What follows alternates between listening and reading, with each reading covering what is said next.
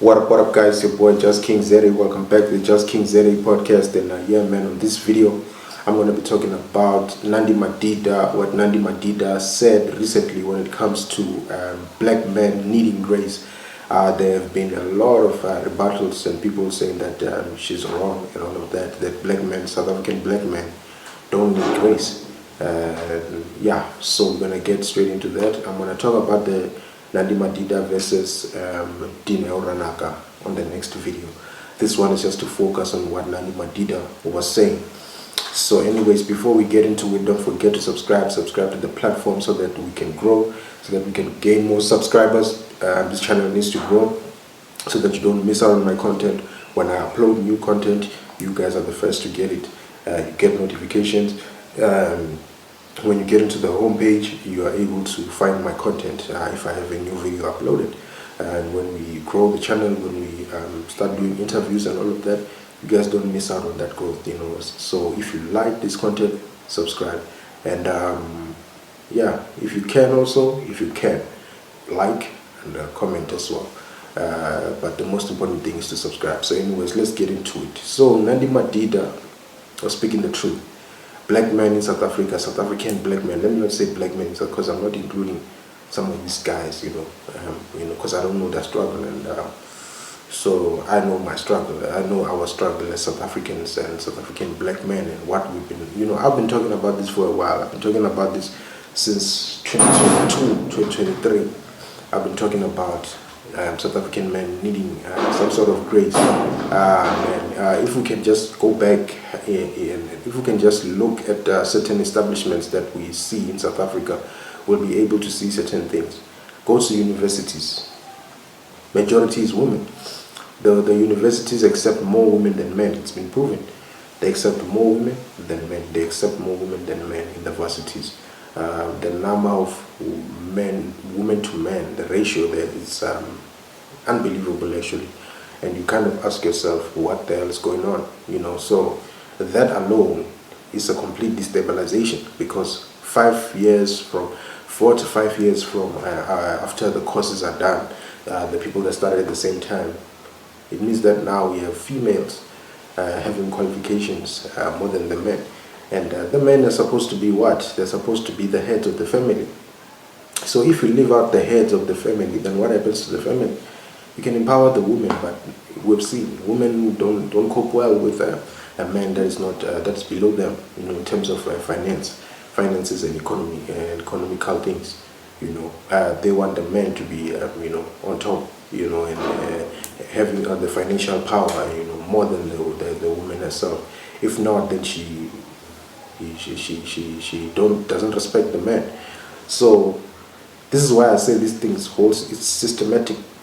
It's systematic. It's been engineered. This is engineering. When to a place where opportunity is made, where people are made to be qualified and all of that, you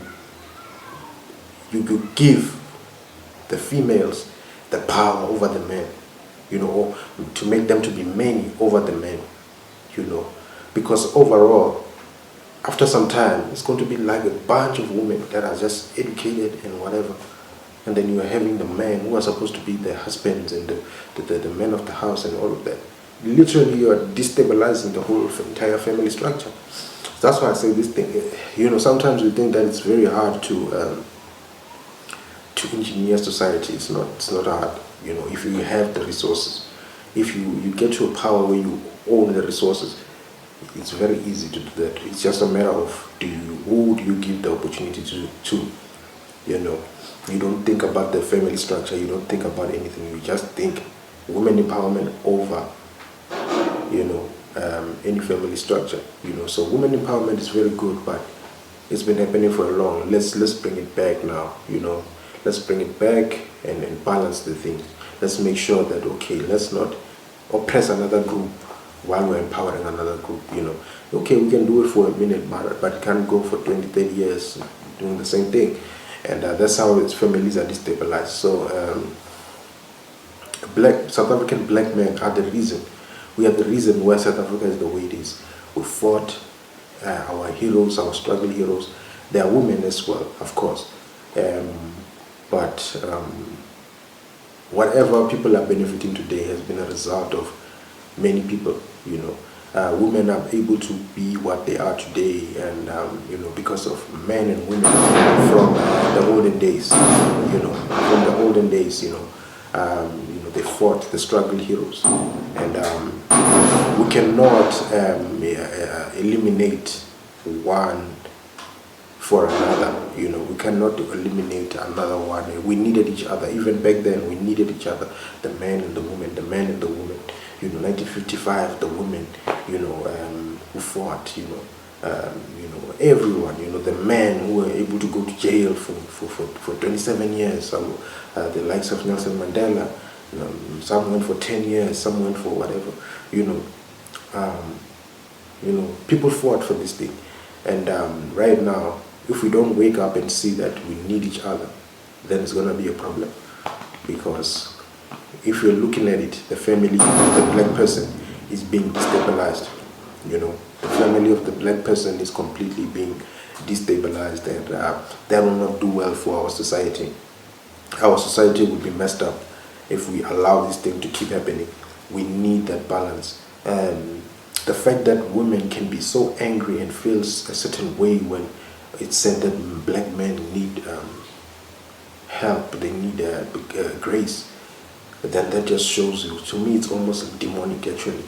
You know, certain people who cannot deal with their own internal pains and whatever they feel has been done to them, and they project it to the whole society, you know, project it to the whole entire thing, you know, an entire scope of things. And especially people who are in a position whereby they are well known, they have some sort of authority or power or followers, you know, and then they get onto platform and say black men deserve nothing. That is horrible.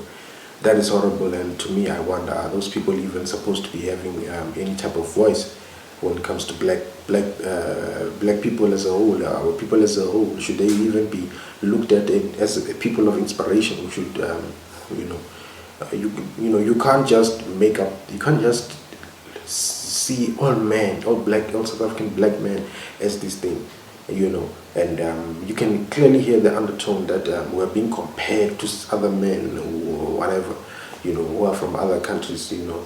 And when it comes to other black men from other countries, here in South Africa, we know very well, you know, Nigerians are selling drugs, you know, they're selling powder drugs, they're selling all type of things and doing things that. So is that hard work? Is that working hard? Let's just be honest. So don't compare us. When we fought for you, we fought for you. Whatever the benefits you're getting, we fought for you.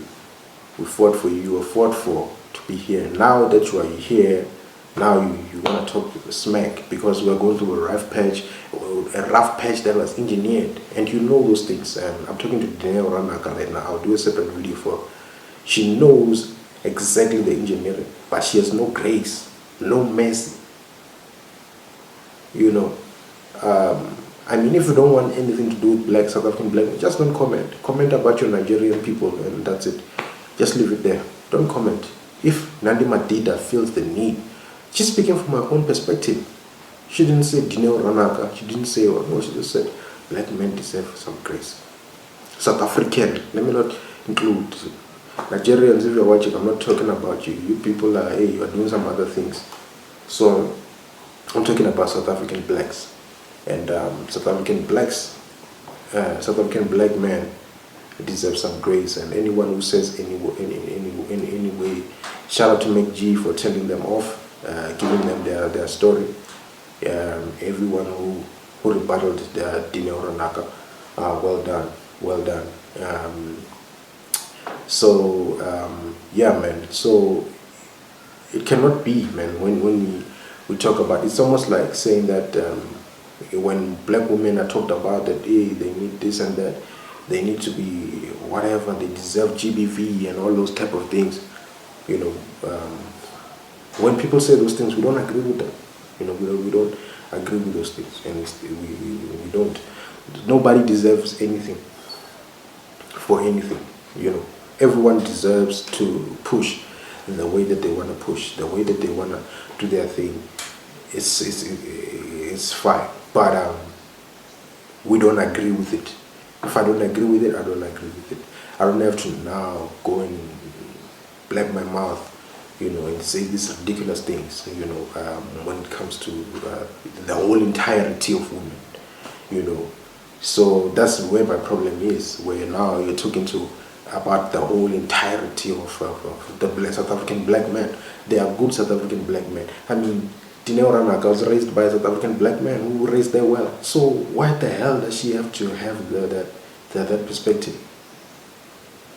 Anyways, I'm even talking a lot about this topic, so I might as well name this video on both topics, because it doesn't make sense. So you cannot just you are raised, we watched you on the TVs, you were raised by a wonderful black man and a wonderful black mom. So you want to say black men don't, good South African black men who are hardworking don't exist? People just like to look at the negatives. They don't ever want to speak about the positives. When the positives is right there for them to see it and talk about it. What are these daddy issues that you have when you have a dad that loves you very well, very much? Sometimes I just think we give people, the wrong people, the platform. We make the wrong people famous, man. Dineo Ranaka is just someone who's just, I don't think she's talented, but you can just tell she's not the right person. She's just, even a radio show at Kaya, she just goes on holidays whenever she feel like it. Come on, man. It's just this feminist nonsense, all this feminist stuff that is just not good at all, this feminist, too much of everything is bad, Too much of everything is bad. Once you do something and it's too much, then it's bad. It becomes very bad. It becomes, there's certain things whereby, okay, that this person is a good person and very talented, but at a certain point, the ideas that you have, if they go unmonitored to a certain point, they become bad. It's the same thing with the left and the right. You need to keep it balanced. You need to keep it, almost center. You can't go to the complete right. You can't go to the complete left. You can't now view all things as, you need to know that not everything is, there's nothing that's absolute. There's nothing that's absolute. You can't think absolutely about a human being, multiple human beings' character. That's how Jews were killed. That's how Jews were killed, whereby Hitler saying, these Jews, that must just be all those nonsense. That's how Africans were killed, saying these black people, they are they are nonsense, they are, listen, do you understand? You can't keep it like that. You need to understand that, okay, there's good people, there's bad people, in everything, in every race, in every whatever, there's good people, there's bad people. You need to keep it, you need to be able to make that divide and deal with the bad people, and while shining the light on the good people and working with the good people, and then we go somewhere. But now we start saying, this woman, this, that, let me say, this man, what. It just becomes a very backward thing.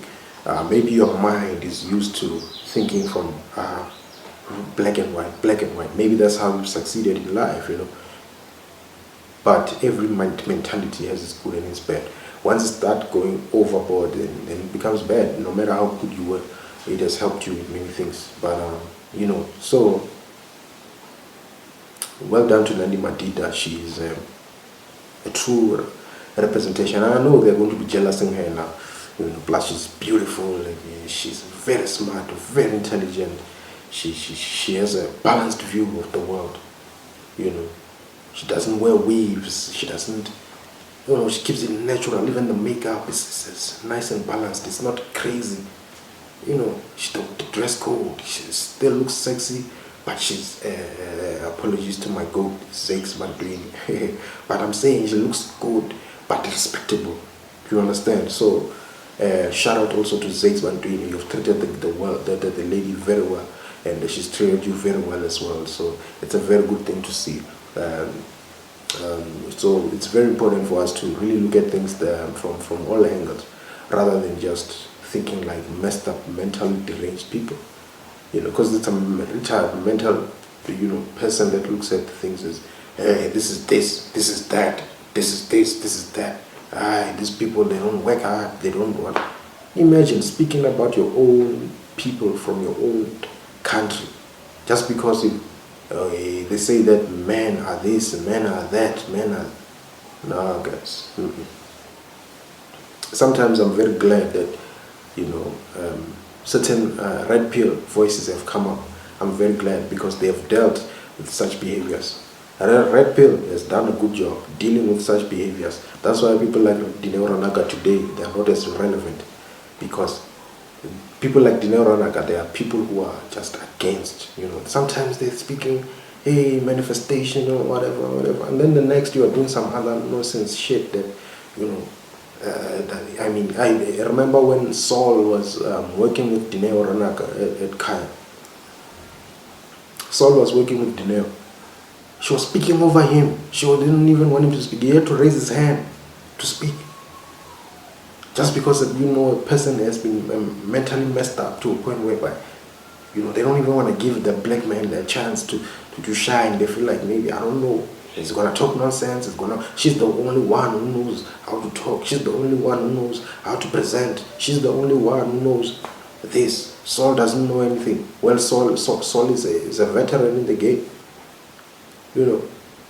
Saul co-hosts the best podcast in one of the best podcasts in the world, Podcast and Chill. You think he can't handle an interview? He can't handle broadcasting? No, he's broadcasted before with DJ Fresh. He's done it all. But now you have to control the thing that, hey, Saul maybe does not know what he's doing. Maybe Saul does not know what he's doing. That's what that represents to me. When you don't even give him a chance to speak, he has to raise his hand to speak. It's that feminist bullshit. It's that feminist bullshit. This is what it's gotten into people's heads. It's almost driving them crazy. Too much of everything. I mean, this feminist thing, it was good for a certain point, but now you take too much of everything is bad. Too much of everything is bad. You don't have to do too much. Do it, get to a place of power, then relax. Then focus on balancing the equation. But now if you don't balance the equation, what happens? Then you become the oppressor. You become the oppressor. She's saying this man, hey, they don't take care of their futures. Hey, they don't even think about their futures. They don't balance their futures. They're just lazy, or they're just doing... I read it. I read a few slides off of her Instagram. I didn't read all of it, but I was able to get enough the gist. Like, what the hell? This person has lost their mind. I was able to see that this person has lost their mind totally. And people like that need to be called out, and I'm very happy. And right now, I'm very happy about that. And let's continue to call out this type of people, because this type of women are destroying our society. This type of women influence our little girls. The girls that we are, the younger women, or whatever, the early 20s, mid 20s, women that we're supposed to marry. You get to them, they've already gone into their brains. They've already gone into their minds. When you go there as a good guy, whatever, they don't even see you as a good guy. They just, this guy, and this woman will wake up late. They'll wake up late, and by that time we've found our partners, we're married, we've done our thing. Whereas you could have been together, we could have been doing our thing. South African people being together. You find yourself missing out on all the good guys. You'll be left with only completely horrible people, because you missed out on all the good guys. We came to your door. We knocked and said, wait, ma, in bed. And then you saw me as a pervert. You saw me as a whatever. You don't even respond to the DMs. You don't even respond to anything. You treat yourself. You think you are there with your Nigerians and whatever. Then you wake up late when those Nigerians are done with you. That time you got fibroids, you got whatever, your best days have passed you by. You think I'm gonna take you? No ways. I'm not gonna take you. We're not gonna take you. Now you got a big stomach and your shape, you're shapeless. You no longer have the shape. You're no longer anything. That is, sexy to my eyes. You let your best days pass you by. You gave all the best, your best shape, and you at your best. You gave it to some Nigerian drug dealers. And they didn't even marry you and whatever. They gave you 4 kids. Maybe you got 4 kids by a Zimbabwean, Nigerian, blah blah blah, blah, Mozambican, everything. And then me, I'm supposed to marry you. Get the hell out of here. Anyways, your boy Just King Zeri signing out.